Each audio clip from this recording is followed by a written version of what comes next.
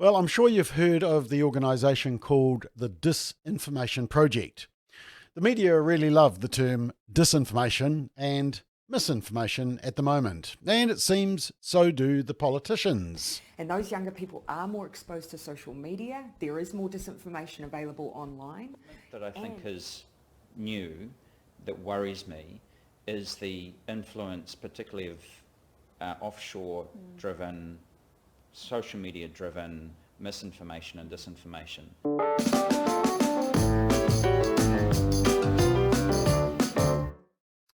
So recently, at the same time as the government was making noises about hate speech laws, the government state broadcaster, TVNZ, coincidentally featured a documentary called Web of Chaos, funded by you via New Zealand On Air. Now, it's described as a deep dive into the world of disinformation, exploring why it's spreading at pace throughout Aotearoa and the world, with specialists warning of striking consequences for social cohesion and democracy. And it featured people from the Disinformation Project and others, including David Farrier, a podcaster and journalist. Apparently journalists are experts on disinformation, although we probably think they deserve that title, experts on disinformation, for a different reason.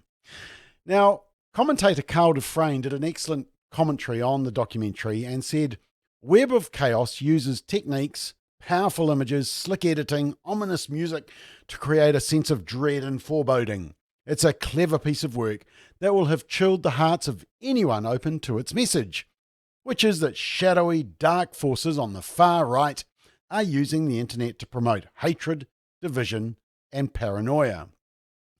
Now, before I show you a couple of clips, one of them which is hilarious, here's why I think you should be very wary of anything that comes out of the Disinformation Project. Their website says, quote, "The Disinformation Project is an independent research group studying misinformation and disinformation in Aotearoa, New Zealand. Since February 2020, we have used mixed methods approaches to analyse and review the seed and spread of information disorders and their impact on the lives of New Zealanders." Now, according to the website also, the director, who you'll see in the upcoming clips, the reason that they're the director of investigations for the Disinformation Project is that they have a Master of Arts from Waikato University in 19th century American literary culture. And her principal research area is the historiography of the history of science, with a focus on the cultures and subcultures of science, gender and science history, and narrative and complexity, and is a PhD candidate through Victoria University in Wellington. Lots of red flags there, in my view. Now, they released a report earlier this year which said the most recent COVID-19 outbreak and the vaccine are highly visible, potent symbols used to push various far-right and conservative ideologies around issues such as free speech, faith, Christian evangelical or Pentecostal, abortion, euthanasia, cannabis law reform, families and family structure, LGBTQIA plus rights, including conversion therapy, immigration, race, and gender. Wow. What a shocking list of despicables, eh? Apparently, advocating these pro-family, pro-life and moral issues is all about disinformation. And opposing the government's agenda is misinformation or disinformation. Maybe.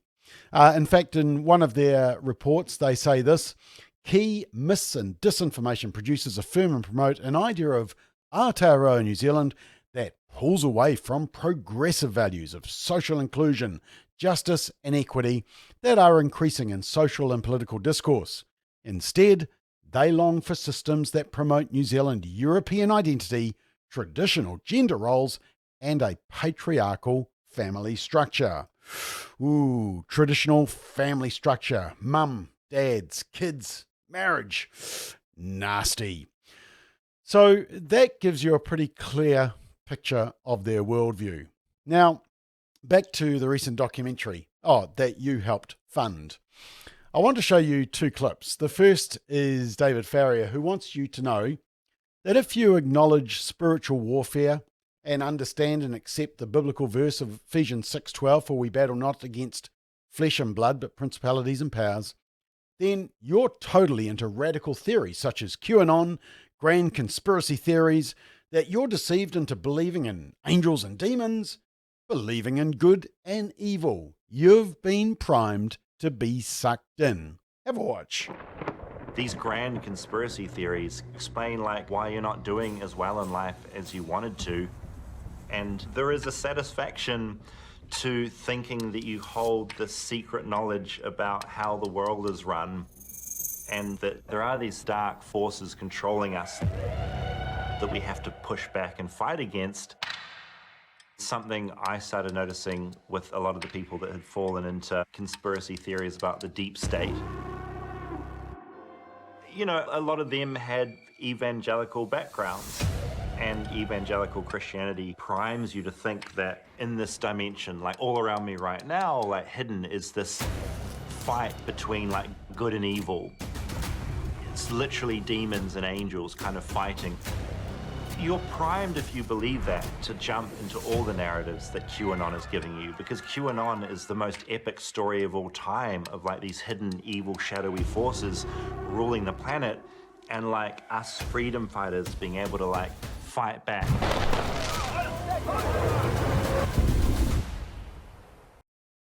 Ah, yes. Notice the heavenly imagery there at the end. Very dramatic. And then there's the head of the Disinformation Project. Now, this is the best bit. I was actually in hysterics watching it. It's an explanation of how they draw certain people, gullible people, who then become conspiracy theorists and purveyors of disinformation. Now, to the woman watching this McBLOG, please note, according to the experts, if you're a trad wife, now I actually looked that up just to confirm, it's, quote, a woman who prefers to take a traditional role in marriage, including the beliefs that a woman does not lose anything by choosing to stay at home, and by doing so can support their family needs better, end quote. So, if you're a trad wife watching this, white, Christian, if you're into cooking with your children, if you're on Instagram or Pinterest into interior design, knitting, children's clothing, healthy food for children, then you're being drawn into white nationalist ideas. You are the problem. Have a watch. Want to make jelly on a budget? Grab some lilac. You can draw people in lots of different places. And each of the platforms are used in different ways. Hello, friends. As you can see, I'm working on my would-be bag. What is known internationally as the kind of trad wife set of viewpoints, which is white, Christian, a lot of pseudo-Celtic, pseudo-Nordic ideologies behind it. They use Pinterest and Instagram to draw in other women who are interested in interior design, children's clothing, knitting, healthy food for children. And it does draw people in towards a set of white nationalist ideas. I mean, it's relatively easy to see. If you see a very beautiful, fair-skinned, blonde or red-haired child with beautiful braiding in her hair and some flowers, just step back a little bit. A beautiful, fair-skinned blonde or red-haired child with braiding and flowers, just step back. Did I tell you earlier that you, as a taxpayer, paid for this? And David Farrier and Kate Hanna call you and me the conspiracists and down the rabbit hole? Carl Dufresne rightly points out, he says this, the documentary didn't mention neo-Marxist vitriol on Twitter or the routine cancellation of any opinions, no matter how reasoned or moderate. Yeah, think recent councillor at Bethlehem College. That run counter to woke orthodoxy. Neither did it consider the possibility that conservative opinion has been driven underground because it was locked out of mainstream social media channels such as Facebook and Twitter. End quote. The problem for the Disinformation Project, as I've said before, is that within possibly some very valid facts and research, there is a clear underlying narrative and ideology which clouds their judgment. They clearly disagree with a morally conservative or traditional worldview. They've made that very, very obvious, and that's why the media love them and the other opinionators. I won't call them experts Opinionators is better for this documentary. And that's why you should treat the Disinformation Project's information with extreme caution. Now, I've watched the documentary. It's an hour I'll never recover. But the good news is, you don't need to watch it now. You can thank me later. Now, where's my healthy food, my knitting, and my redhead child?